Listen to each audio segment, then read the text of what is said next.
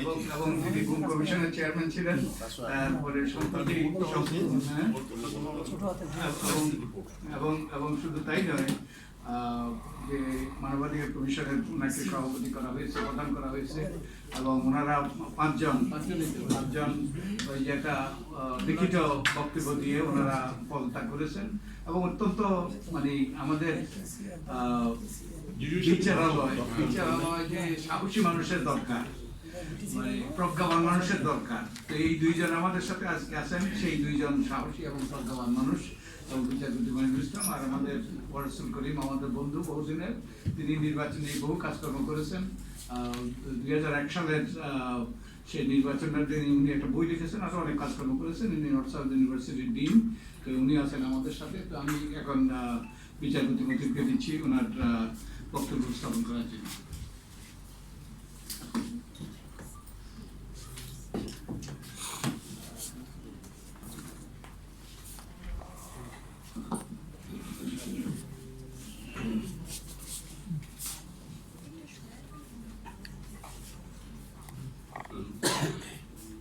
আসসালামু আলাইকুম।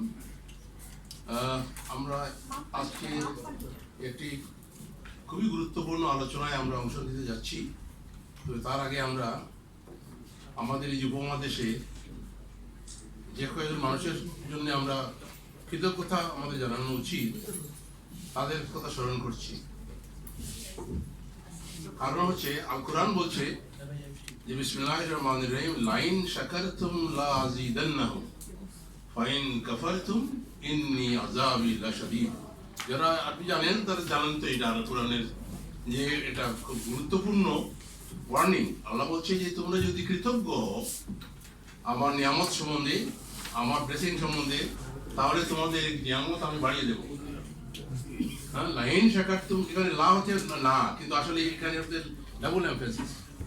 লাইন শাকারতুম লা আযীদান্নাকুম, ডাবল ল, তার মানে হচ্ছে ভেরিলি ভেরিলি আমি কি করব, তোমরা যদি শুকরিয়া আদায় করো তাহলে আমি বাড়িয়ে দেবো তোমাদের এই যে নিয়ামতগুলি। আর যদি এটাকে অস্বীকার করো, লাইন ওয়াইন কাফারতুম ইন্নী ভেরিলি আযাবি, তোমাদের শাস্তি রয়েছে খুব। তো আমরা জাতি হিসাবে অকৃতজ্ঞ, এবং কোরআনে মানব জাতি সম্বন্ধেই আল্লাহ বলছেন যে তোমরা বড়ই অকৃতজ্ঞ। আমরা আমাদের যারা আমাদের জন্য অনেক কিছু ত্যাগ করে গেছে কোনো স্বীকার করি না। আমরা যে এই যে ক্ষুদ্র ভূমিখণ্ড আমরা পেয়েছি স্বাধীন বাংলাদেশ, এটার রূপকার ছিলেন বলতে গেলে শেখ আমাদের কি নাম শেরে বাংলা ফজলুল হক সাহেব।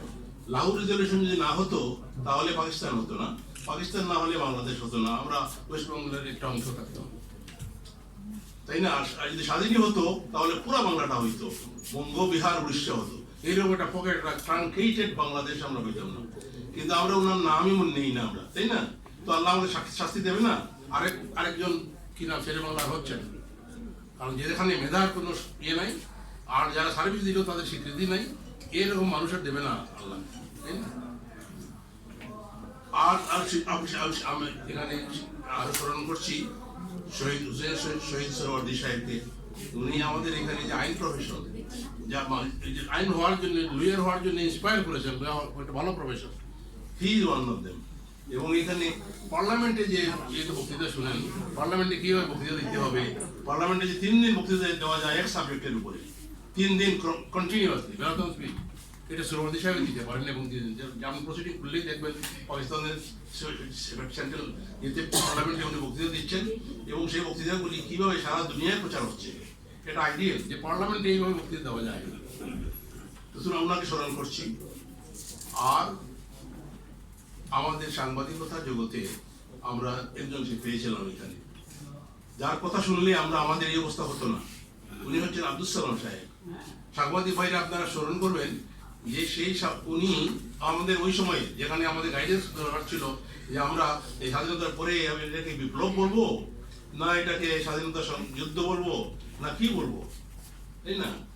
সেই আনসার্টেন সময়ে উনি একটা বিরাট আর্টিকেল লিখছিলেন যে না, এটাকে আমরা অবশ্যই এটাকে বিপ্লব বলবো, এবং এই করতে হবে, বিপ্লবকে পরিপূর্ণ করতে হলে এই কাজ করতে হবে। তিনটা আর্টিকেল বেরোবার পরের দিনই ওনাকে ডিসমিস করা হলো অবজারভার চলে গেল। তো আরেকজন তো ওই যে আপনার নামই দেখছেন মানিক ইয়ে কি নাম তাওয়াজুল হোসেন মানিক মেশাই, তাহলে উনি না থাকলে আপনার আর যদি ওই ইত্তেফাক পত্রিকাটা না থাকতো তাহলে আমাদের এই যে বৈষম্য পাকিস্তান আর বাংলাদেশের যে ইস্ট পাকিস্তানের বৈষম্যটা কেউ জানতোই না, দুনিয়াই জানতো না। সুতরাং উনার কথা বলাই হয় না। ওনার একজনই সন্তান ছিলেন এখানে এই আমাদের প্রফেশনে, লিগেল প্রফেশনে আমাদের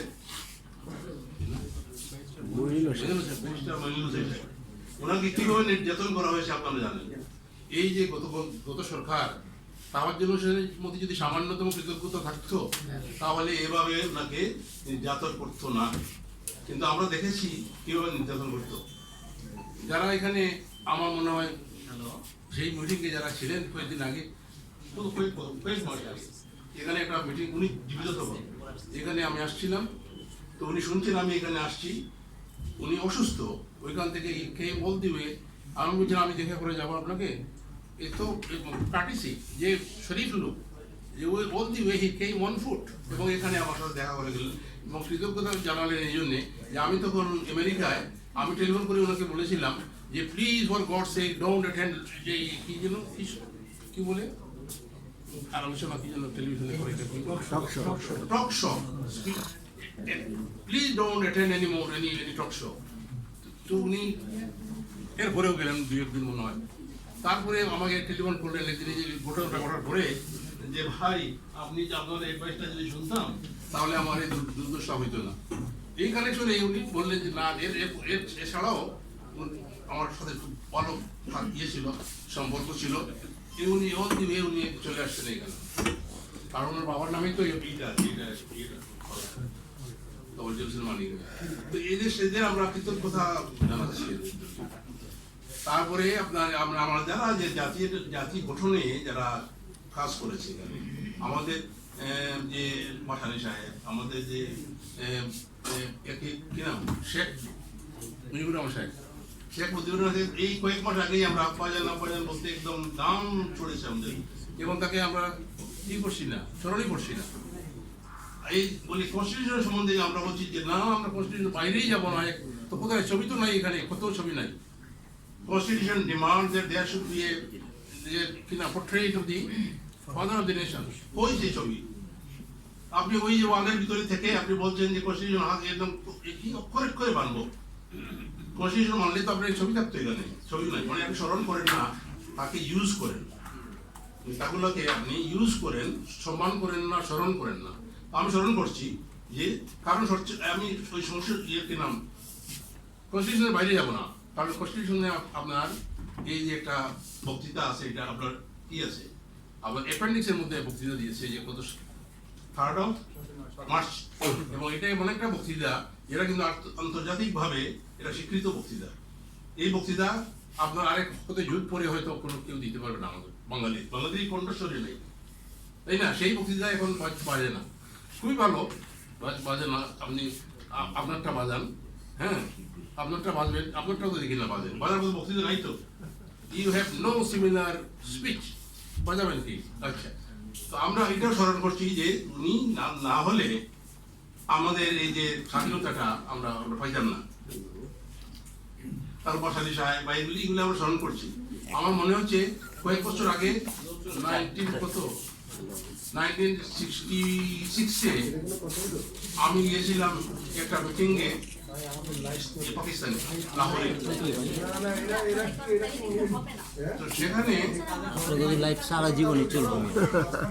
আসার আগে আমার খেয়াল হলো যে পত্রিকায় দেখলাম যে এখানে একটা মেমোরিয়াল করছে, আমাদের যত নেতা, সব নেতাদের যারা সৃষ্টি করছে সেই নেতাদের একটা মেমোরিয়াল করছে, এখানে একটা মেমোরিয়াল সব নাম আছে আমাদের নেতাদের। আমার ভাবলো, আমার ইচ্ছা হলো যে একটু দেখে যাই যে আমাদের নেতাগুলোর নাম ঠিক ঠিক দিছে কিনা। অনেক খুঁজে আমরা ঘুরলাম, ঘুরতে পাই না। তারপরে দেখা গেল এই মেমোরিয়াল বলে কিছু নাই ওইখানে। একজন বললো যে আপনারা তো এইখানে দেখলাম অনেক ঘুরছেন, আসলে ঘটনাটা কি করছেন আমি বুঝেই বললাম। তো আমরা বললাম যে এই যে মেমোরিয়াল জাতীয় এরকম করছে যে সব নেতাদের যারা দোজ হু বিল্ড পাকিস্তান বা responsible for creation of Pakistan তাদের স্মৃতির জন্য একটা টাওয়ার করছে আর কি যেন এটা হল ঘর করবে আর কি করছে এটা কোথায় আমরা খুঁজছি ওটা ও ইউ মিন ইয়াদগারে পাকিস্তান ইয়াদগারে মেমোরিয়াল পাকিস্তান মেমোরিয়াল আচ্ছা তো দেখা যাবে যে আপনি তো এই তো পাশেই তো দেখলাম সেখানে গিয়ে যে মাশাআল্লাহ আমাদের তমিজুদ্দিন সাহেব হ্যাঁ তাদের সিরিয়ালি যাদের সেখানে একদম প্রথম নাম হচ্ছে ফজলুল হক সাহেব প্রথম নাম ফজলুল হক সিরিয়ালি মানছে সিনিয়র হিসাবে ফজলুল হক সাহেব আমাদের সবার সিনিয়র তাই না কাদের আমাদের সিনিয়র কাদের মেয়েরা যখন রাজনীতি করেন নাই তখন তিনি রাজনীতি করেন আচ্ছা তো দেখলাম ইয়াদ করছে এরা তো আমাদের তো কোনো এখানে কোনো ইয়াদগারে বাংলাদেশ তো বলে কিছু হয় নাই মনে হয় বুঝছে মনে হয় না হওয়া উচিত এবং এই যে নামগুলি বলছি এই নামগুলি রাখা উচিত এটা আচ্ছা আর তারপরে একটা কথা বলি ওই যে ফজলুল হক সাহেব উনি কোনো বক্তৃতা দিতে গল্প করতে পারতেন গল্প করতেন এইভাবে খুব ইনস্ট্রাকটিভ কিন্তু গল্পগুলি এই গল্পগুলির মধ্যে একটা গল্প এখন বলি আপনারা যদি আমাকে পারমিশন দেন বলেন গল্পটা হচ্ছে বলবো বলেন গল্পটা হচ্ছে যে একটা লোক তার নাম মজিদ চুর বা এরকম সে চুরি করে আর কি চুরি করে এবং তার চুরি করতে করতে তার পরিবারের ব্যবসা দিয়ে প্রেশার এটা করে তার মৃত্যুর সময় তার ছেলেকে ডাকলো যে বাবা আমি তো জানো তো কি করে তোমাদেরকে বরণ পোষণ করেছি এটা পেশা খুব ঘৃণিত পেশা এমন কিছু করিও আমার মৃত্যুর পরে যাতে আমাকে খুব ভালো বলে লোকে যে মজিদ তো খুব ভালো ছিল তো সে মারা গেল এবং মজিদ দেখলো মজিদের ছেলে সে দেখলো কি করা যায় বাবাকে যে একটু মানুষ ভালো বলবে কি করা যায় তো সে অনেক কিছু করে চিন্তা করে পাইল না তারপরে দেখা গেল তাকে তাকে আর বেশি দেখা যায় না কিন্তু একটা নিউজ আরম্ভ হলো যে কোনো কোনো বাড়িতে যেখানে নতুন কবরের মানুষ লাশ দাফন করছে সেই বাড়িতে আগুন দিচ্ছে আগুন দিচ্ছে ওর নাম তার বাপের নাম ছিল কাপন চূড়া চূড়া এবং কাপন চূড়া দুটোই নাম ছিল কাপন চূড়া মজিদ কাপন চূড়া তো কাপন চূড়া ছিল এতে চিন্তা করে দেখছে যে যদি শুধু কাপন চুরি করি আমি তাহলে তো বাপের সমান হইল কিছু হইল না বাপের নাম হবে না শুধু কাপড়ও চুরি করি আর যেই বাড়ির কাপড় হয়েছে ওই বাড়িতে আগুন দিয়ে আসে তো মানুষ খুব বেশি দিন গেল না বলা বলি আরম্ভ করলো যে মসজিদ তো অনেক ভালো ছিল হ্যাঁ এ কি আসছে রে না এ কি আসছে রে গল্পটা বলা এই জন্যে যে কিছুদিন আগে আমরা একটা সরকারকে আমাদের ছেলেরা তাই না অনেক রক্ত দিয়ে এখানে তাড়াইছে বলি আমরা এখনো কথা বলতে পারছি তাই না এরা বা ইয়ে করছে যে না ওটা গেলে এটা আমাদের দেশে একটা সংস্কার হবে আমরা একটা খোলা বাতাসে আমরা মুক্তির স্বাদ নেব আমরা এই জন্যে এরা জান দিছে এবং আমাদেরকে একটা সুযোগ করে দিছে কিন্তু যে সরকার আমরা বসাইছি এখন এই সরকার তাদের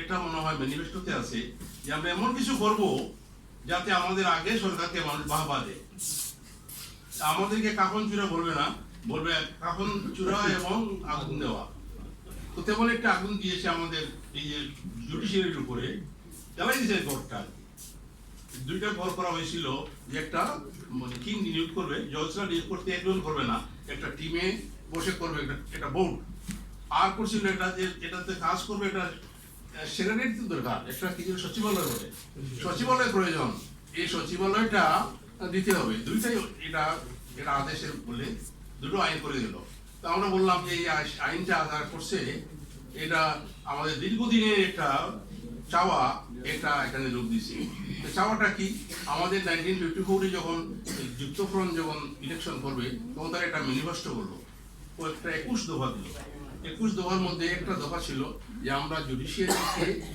এক্সিকিউটিভ এবং লেজিসলেচার থেকে মুক্ত করে দেবো মানে সেপারেট করে দেবো যাতে স্বাধীনভাবে কাজ করতে পারে 21 দফার একটা দফা আপনারা খুলে দেখেন সাংবাদিক ভাইরা যে দেখবেন যে দেয়ার ওয়াজ এ স্পেসিফিক দফা যে আমরা জুডিশিয়ারিকে আলাদা মুক্ত করবো সেহেতু জুডিশিয়ারি মুক্ত হলো না তারা তাদেরকে কাজ করতে দিল না যুক্তফ্রন্টকে তারা আবার 1993 নাকি করে দিল সেন্ট্রাল গভর্নমেন্টের ইয়েতে নিয়ে গেল আমাদের বাংলাদেশকে ইলেকটেড গভর্নমেন্টকে কাজ করতে দেয় নাই তো তো সেই যে কাজ হলো না, বাংলাদেশ যখন হলো, আমি সংক্ষেপ করলাম, ইতিহাস অনেক লম্বা। বাংলাদেশ যখন করলো, কনস্টিটিউশন যারা করবে তারা দেখলো যে না, আমাদের তো একটা অপূর্ণ আশা রয়ে গেছে, এটা করতে হবে। জুডিশিয়ারিকে স্বাধীন না করতে পারলে এই কোনো দেশ ভালো চলতে পারে না।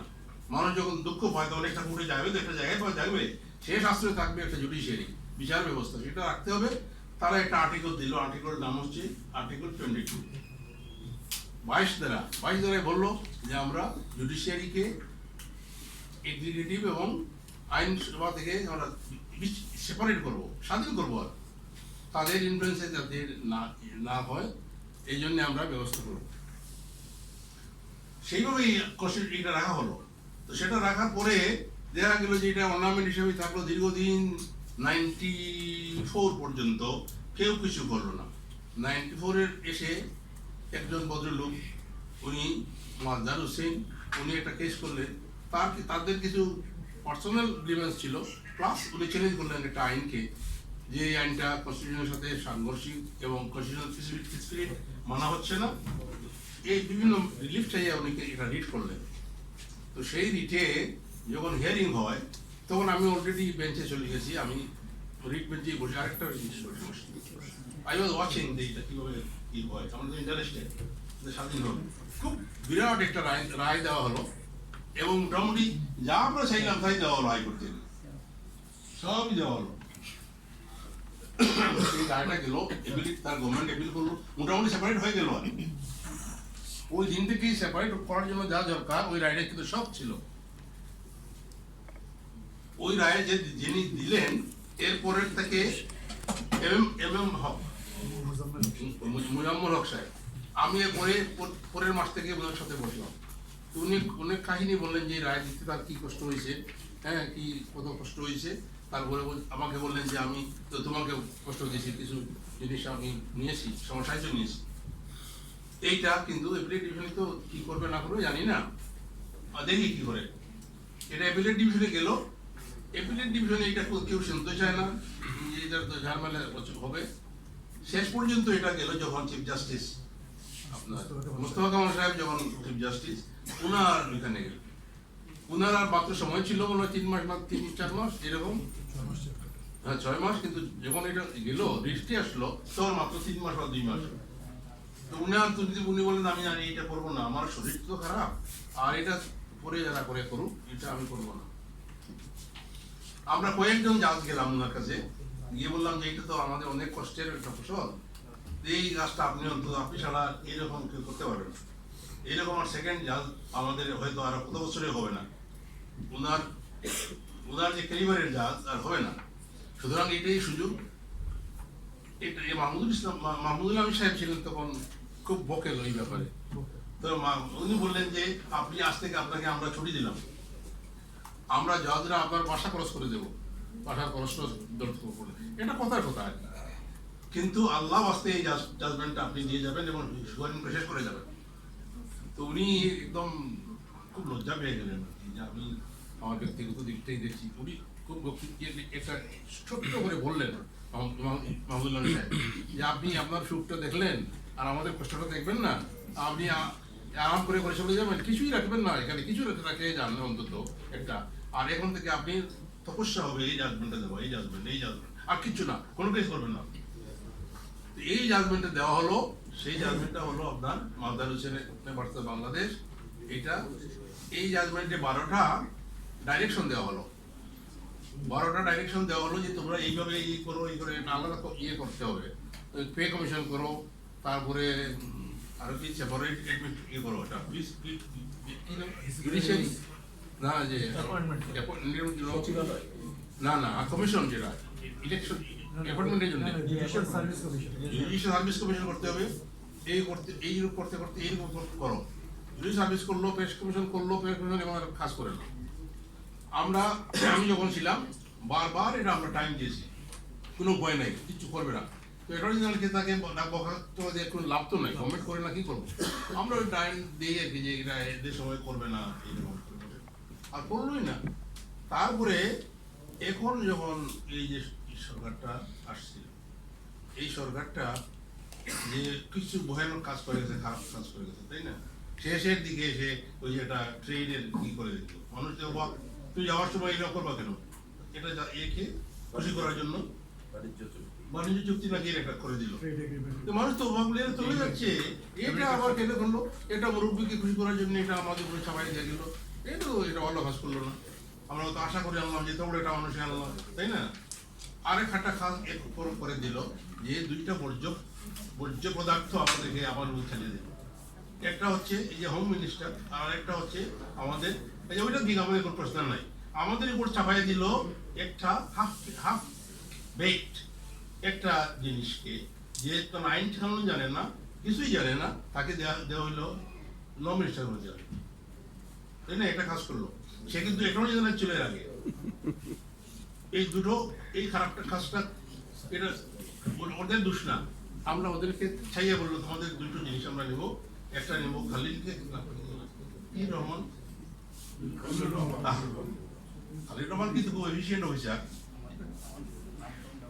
দরকার নাই, নাম নেওয়ার দরকার নাই। তো হচ্ছে ইয়ে করলো, যাই হোক এগুলি না করলেই পারতেন উনি। এরা তো বেস্টেড পিপুল, ওই গভর্নমেন্টকেই সে ভোট করবে আগেরটা, যারা দুষ্কর্মী তারা পার্ট অফ দ্যাট গভর্নমেন্ট।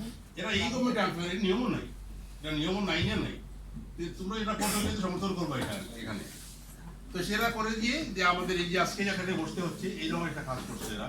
কাজটা হলো এই যে আইনটা হলো, যে আইনটা করে তারা আমাদের ওই অর্জন করলো যে আমরা এখান থেকে গভর্নমেন্টের মুখাপেক্ষি নই, এটা আলাদা সচিবালয় হলো, আলাদা আপনার অ্যাপয়েন্টমেন্টের এটা ব্যবস্থা হলো। হ্যাঁ, এই অধ্যাদেশটা হঠাৎ করে শোনা গেল এটা বাতিল হয়ে গেল। বাতিল হওয়ার পরে এই তো অবস্থা। এই আমরা আপনাদের কাছে নালিশ করার মতো, নালিশ করে কোথায় করে? নালিশ তো করে মালিকের কাছে, পাবলিকের কাছে। ওই আমরা পাবলিকের কাছে নালিশ করতে আসছি যে আমরা এটা যে অর্জন করলাম 72 বছর পরে, এটাকে তারা অন্যায়ভাবে এটা জুলুম করলো, বাতিল করে দিল। আপনারা এই ব্যবস্থা করেন, আপনারা শুনেন আমাদের কেন করলো, কি জন্য আপনারাই মালিক, আপনারাই এই দেশ সৃষ্টি করছেন, নাইলে হতো না। আচ্ছা, সুতরাং আপনাদের জন্য একজন আমাকে বললো এই বই নিচ্ছেন কেন, বলে আমি হাইয়েস্ট কোর্টে যাচ্ছি এবং তার আমি তো ওই কোর্টে ভর্তি করতে পারবো না, কারণ ওই কোর্টে আমি যেহেতু হাইয়েস্ট কোর্টে আমি ছিলাম, একদম কি নাম অ্যাক্টিং চিফ জাস্টিস হিসাবে ওই মাঝের চেয়ারটায় বসে গেছি একবার, আর আমি প্র্যাকটিস করতে পারবো না, সুতরাং বসতে পারবো না। তো আর এই সুতরাং জনগণের কাছে যদি আমার কোনো লজ্জা নাই, কারণ এটাই হচ্ছে নিয়ম, জনগণই হচ্ছে হাইয়েস্ট কোর্ট। আপনি বলেন যে আপনি বললে তো প্রমাণ কি? প্রমাণ হচ্ছে আপনার সব দেশে তো একটা মহাকাব্য আছে, আপনার গ্রিকে একটা মহাকাব্য আছে দুটো, একটা ইলিয়ড আর একটা ওডিসি। ইলিয়ডে একটা এই বিচার বিভাগ সম্বন্ধে, একটা বিচার সম্বন্ধে কিভাবে বিচার ওই সময় হইতো একটা এপিসোড আছে এখানে। ওইটা হচ্ছে ওই বইয়ে মনে হয় 333 একটা যেটা আছে পেঙ্গুইন আপনার পেঙ্গুইন আপনার ইলিয়ডে আপনারা দেখবেন সাংবাদিকরা কিন্তু লার্নেড, আমাদেরকে লয়ারদেরকে বলা হয় লার্নেড, আর সাংবাদিকরা লার্নেড আসলে বলা হয় না, কিন্তু সাংবাদিকরাই জাতিকে শিখায় আর লয়াররা জাজদেরকে শিখায়। এই যে দুইটাই লার্নেড না হলে শিখাবে কি করে? তো আপনাদের উচিত এইগুলি খবর নেওয়া, যে এই যে কি নাম এটার